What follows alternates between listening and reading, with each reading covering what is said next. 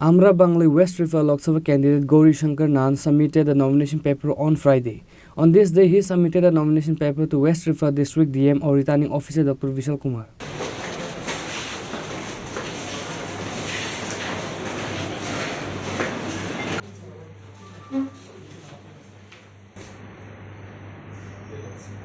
Three nomination papers has been submitted in West Tripura Lok Sabha seat till Friday.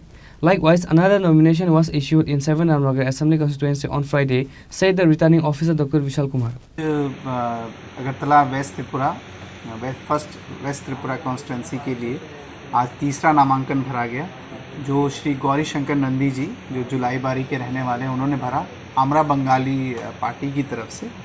और आज जो दूसरा nomination वो बाई इलेक्शन जो 7 रामनगर हैं उसके लिए सीपीआईएम के जो कैंडिडेट हैं श्री रतन दास जी ने उन्होंने अपना नॉमिनेशन फाइल किया।